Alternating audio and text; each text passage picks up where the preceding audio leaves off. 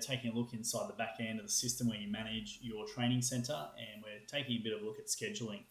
There's a couple of things we want to look at with scheduling. One of them is the ability to have multiple courses on the same set of resources. So this is particularly important for cruising centres where you want to schedule like competent crew and day skipper on a boat and only still have 5 bookings, for example, and have them dynamically update across both courses. Or you might be doing a weekend course with Start Your Own Competent Crew. Or you might be a dinghy centre that's doing dinghy 1, dinghy 2, dinghy 3, and you want to kind of have your certain number of spaces, but you want to be able to sell them across those combinations of courses. So I'm going to show you that right now. I'm actually just going to delete this course here just because we don't have anyone on it, and we'll use that space to schedule. Now there's a whole other bit of work to do on the calendar, but there's many different views we have. We can view the calendar by resources, instructors. We can filter by those resources, instructors, so you can really kind of tone in and out to what you want to see. You can just do a search here for certain instructors and what courses they're teaching, and it'll filter out ones that that aren't that. You can search for like Competent Crew. There's all my Competent Crew courses. So you get the idea. You can view weekdays, start on different days. Anyway, let's jump into what this is about. Scheduling a new course.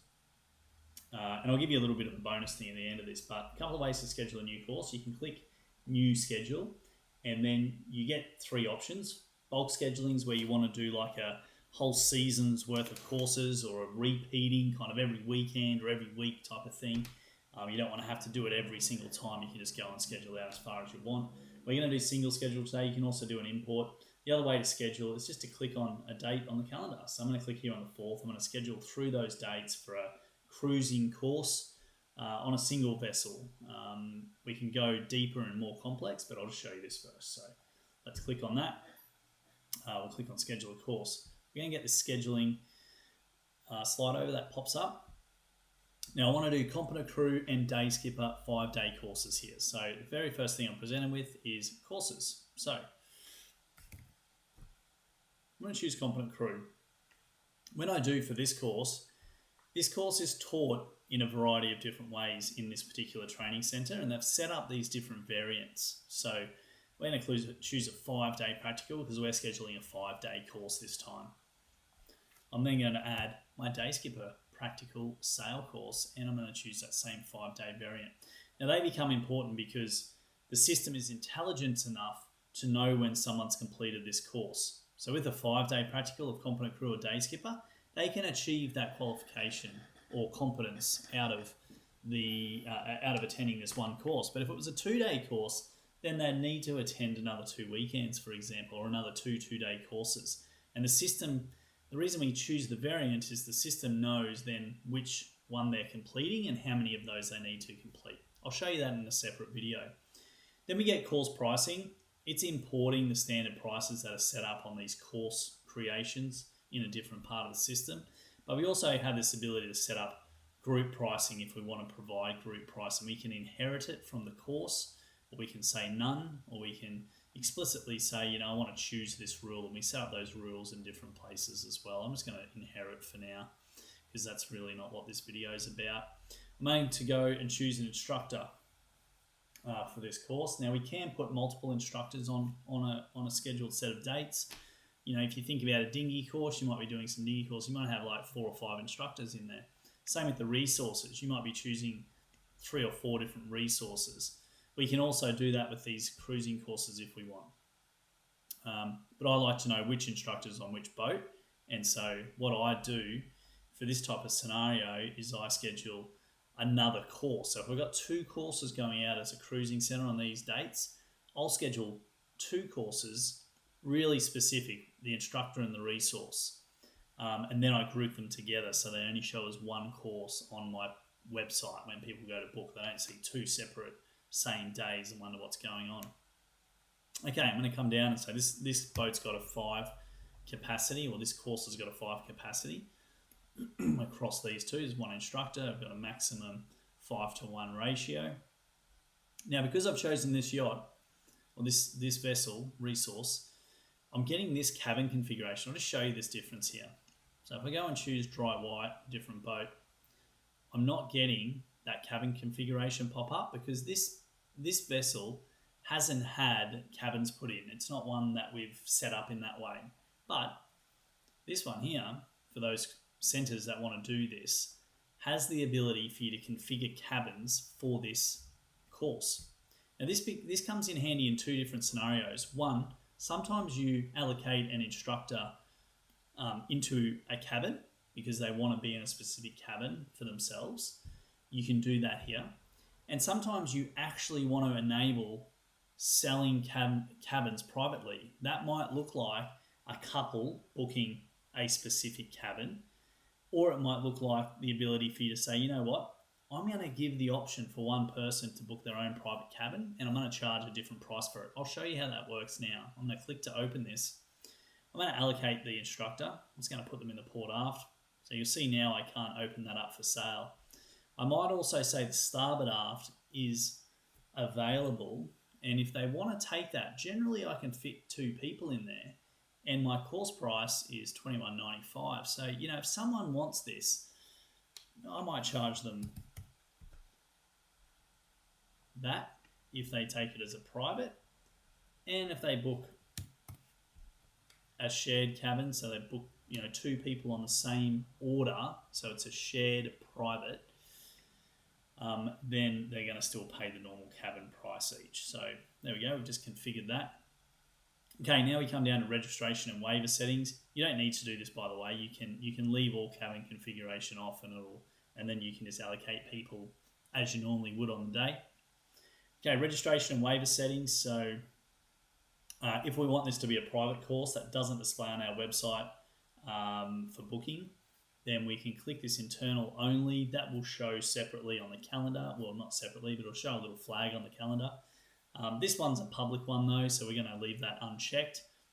If you want to close the course prior to the start time, then you can say how many hours prior. I'm just going to say 24, one day before I want to know.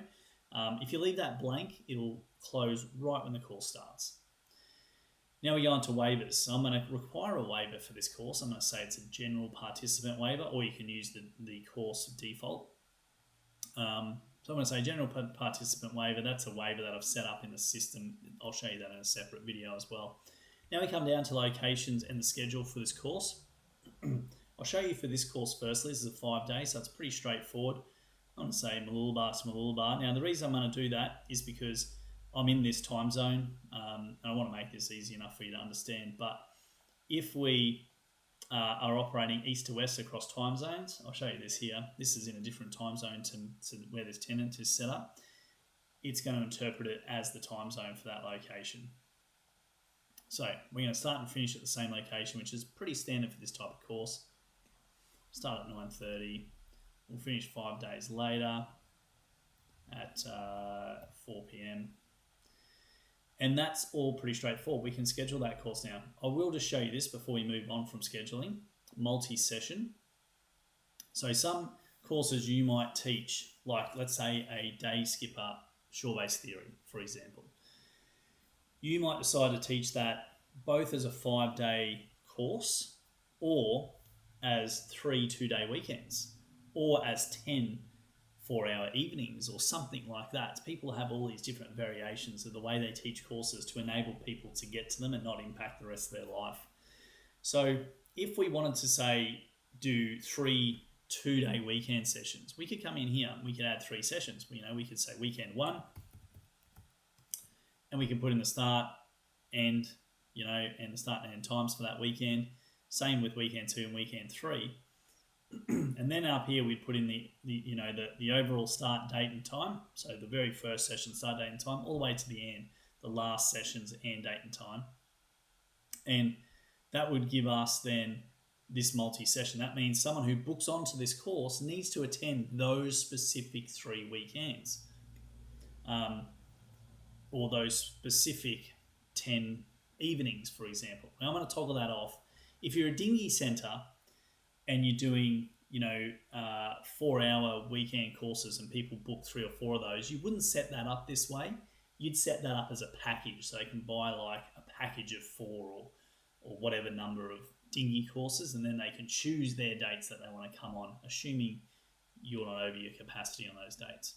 All right, so here we go. We've scheduled a course, pretty straightforward. I'll click Update Schedule, and that'll then pop that there into the calendar for us. Now I could go and schedule my other one, and I could group these together if I wanted to display them as one, but for now, I'll just show you that. I can come in here, I can look at the course, I can book from here, I can see all the details of this course. I can see there's one cabin that we've put for available for public sale and the prices. And once people start booking, we'll start to see the allocations, the bookings and the communications. There's the full manifest in here as well, and we can also message all course participants. There's none in there at the moment, but we can email them or SMS them. So that's the scheduling functionality for you to be able to use in scheduling courses for your training centre. Now, a little bit of a bonus in this schedule calendar. We can view everything as a table, so we're looking at all upcoming courses here. We can see all their availability. We can look at all the past or all courses. We can also see upcoming courses here. This will show us all the courses, who's booked on them, all their information, any dietary, all in there as well. And then we have the on our course calendar, we have these little icons here. So every location that you operate from, you will be able to see what the weather's doing. So we can see here on the 4th to the 8th of May in this location, I'll click on this icon. In Cowes, it's going to be clear sky all day. It's going to be a beautiful day on the forecast. If we come into a different one, there we go. We kind of got drizzle all day long. We can also see tides. Come in here, view tides. It'll give us the full tide graph for that location, including the curves, as you can see there. If I go into a different location for tides, this is where this one's operating from. Oh, sorry, just jump that back. View tides. You can see that curve is a different shape. So you have all this information right to hand for any administrators of your training centre. Okay, that's it for this topic. If there's anything in particular you would like me to do a video on, please reply to the email and or send me an email and let me know what that is, and I will get that out for you.